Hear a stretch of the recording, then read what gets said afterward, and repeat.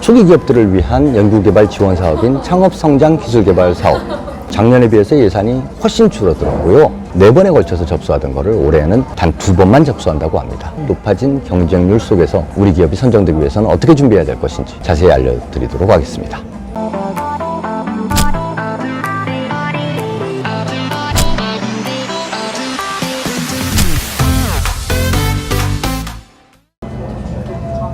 안녕하세요. 창업과 창직의 모든 것 창창TV의 허준입니다. 중소벤처기업부에서 2020년도 지원사업이라든지 연구개발 지원사업들을 공고했습니다. 창업한 지 얼마 되지 않는 초기 중소기업 대표님들께서 가장 관심 있으신 창업성장기술개발 사업에 대해서는 전체 골격을 알 수가 있습니다. 일단 올해 2020년도에 중소벤처기업부의 창업성장기술개발 사업이 작년에 비해서 예산이라든지 접수 규모가 어떻게 달라졌는지를 한번 확인해 보도록 하죠.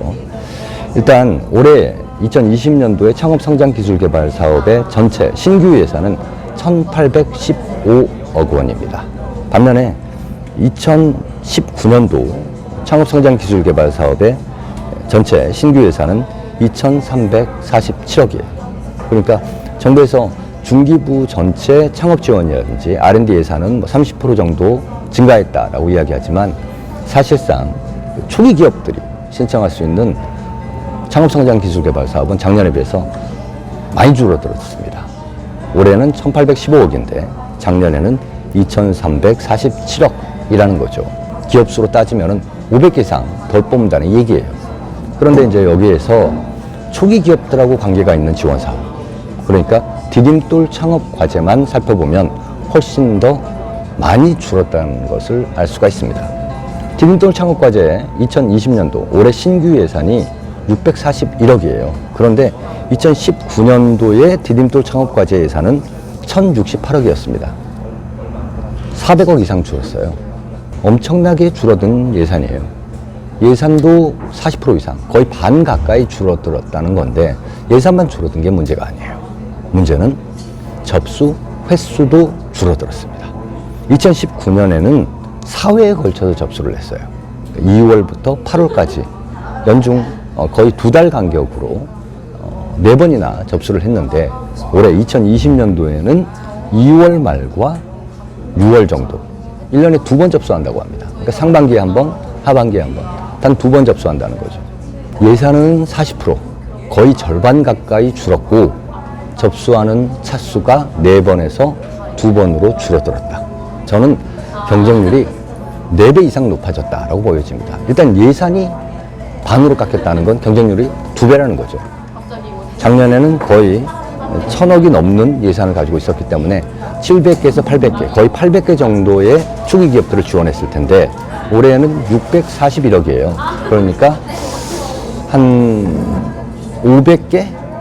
500개 정도, 잘해야 500개 정도의 기업이 뽑히는 겁니다. 작년에는 700개, 올해는 500개, 벌써 200개가 줄어드는 거잖아요. 그런데 그게 다가 아니죠. 작년에는 4회에 걸쳐서 접수를 했습니다. 그러니까 1차에 다 몰리는 게 아니에요. 1차 때 몰릴 거를 예상해서 2차, 3차 때 이제 제출하는 기업들도 많았을 거고 또 1차에 선정되지 못한 기업은 3차에 다시 재도전하는 경우가 많았단 말이에요. 그런데 올해는 1차하고 2차 2번밖에 없으니까 1차에 몰릴 것 같으니까 2차 하반기에 내야지 이렇게 여유 있게 느긋하게 신청할 기업은 저는 없을 거라고 생각합니다. 한마디로 작년에는 한 2만 개, 3만 개의 기업이 4번에 걸쳐 가지고 신청을 했다면 올해에는 2, 3만 개의 기업이 단 2번의 기회에 사활을 건다는 이야기입니다. 게다가 예산도 줄어들었기 때문에 이 2, 3만 개의 중소기업들이 작년에는 7, 800개 선정되던 것이 올해는 500개 정도 선정된다. 이게 얼마나 큰 차이입니까?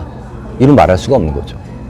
자, 이렇게 접수 차수도 작년에 비해서 확 줄어들었고 그리고 예산도 작년에 비해서 확 줄어들었고 거의 2배, 3배 곱절로 경쟁률이 높아지고 그에 따라서 선정 가능성은 현저하게 낮아지는 것이 올해의 창업성장기술개발사업 디딤돌 창업과제의 특징이라고 볼 수 있습니다.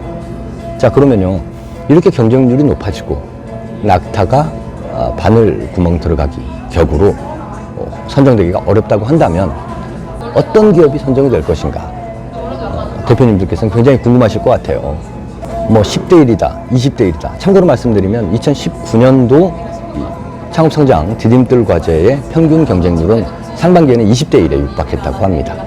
그러니까 올해는 20대 1이 무조건 넘어간다고 생각을 하셔야 돼요. 또 작년에 비해서 분명히 SNS를 통한 홍보, 마케팅을 훨씬 더 많이 할 겁니다.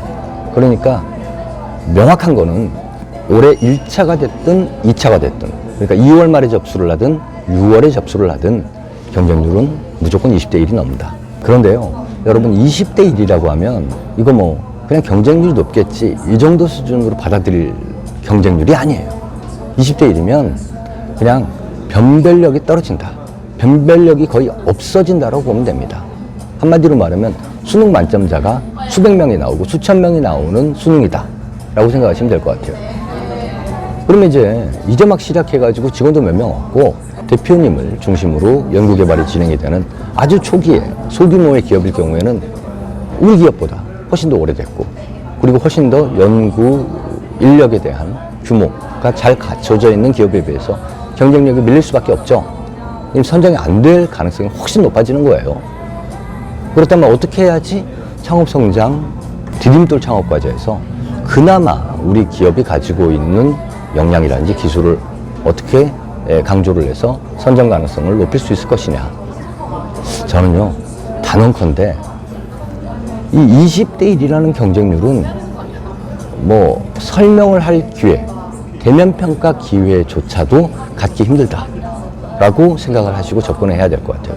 그러니까 대면평가 때 이 부분을 설명해야지 이런 세컨 찬스 자체가 안 주어질 가능성이 굉장히 높다는 거예요. 그러면 어떻게 해야 됩니까? 서류 작성에 사활을 다해야 됩니다. 근데 이 서류 작성이란 게 창업성장 디딤돌 과제 같은 경우에는 제한이 되어 있어요. 15페이지. 게다가 그 15페이지 안에 굉장히 많은 항목들이 이미 정해져 있습니다. 그 정해진 항목들을 채우다 보면 대부분의 기업들이 한 절반 정도는 정해진 양식 안에 기본적인 내용만 넣어도 절반 정도가 채워져요.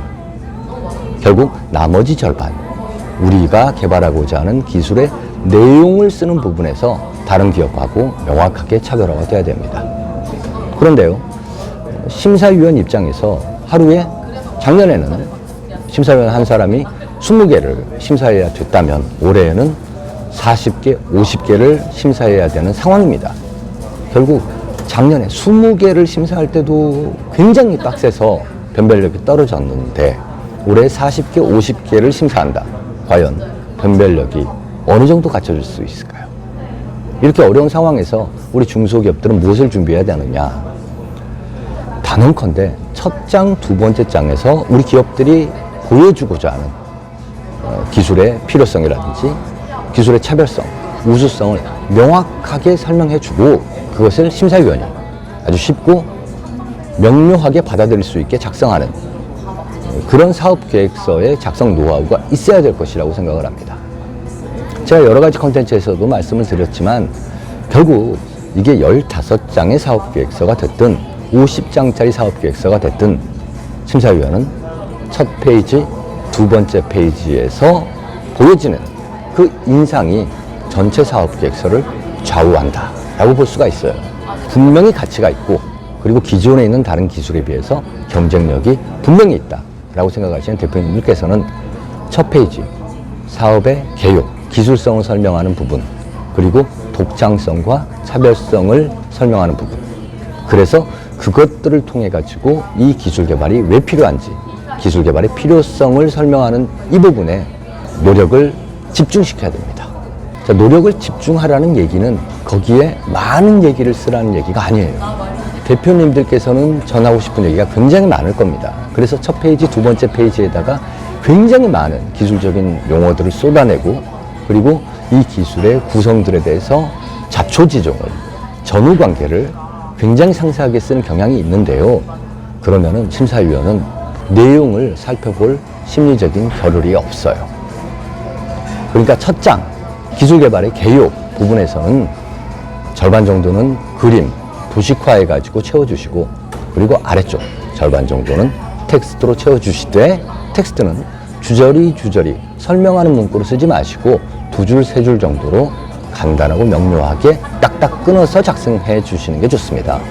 그래야지 심사위원 입장에서 전체적으로 어떤 기술을 개발하고 그 기술은 요런 기술이 필요하고 요런 기술이 필요하고 요런 기술이 필요하구나, 이런 것들을 텍스트를 통해서 알 수 있게 되고, 그것을 설명하는 명료한 도식화가 그 위에서 전체 기술을 설명하고 있다. 그러면 첫 페이지에서 심사위원이 일단 그 기술에 대한 이해를 높인 상태에서 그 다음 페이지, 독창성이라든지 차별성이라든지 개발의 필요성들을 살펴볼 마음의 준비가 된다는 겁니다. 디딤돌 창업과제 신청하는 초기 기업들은 다 비슷하거든요. 물론 우리보다 연구 조직이 더 잘 갖춰지고, 그리고 우리보다 특허를 많이 내고, 그리고 우리보다 더 선행기술 개발 경험이 많은 기업들이 신청할 수도 있지만, 결국은 벤처기업 없고 이노비지 없고 TCB 우수 등급 아닌 기업들끼리의 경쟁이라는 겁니다.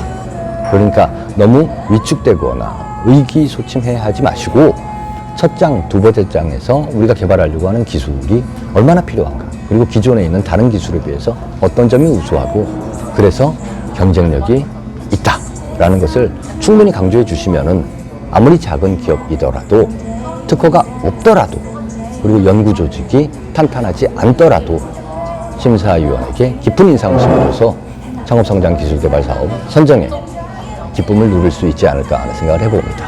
지금까지 창업과 장직의 모든 장창TV의 허주리였습니다.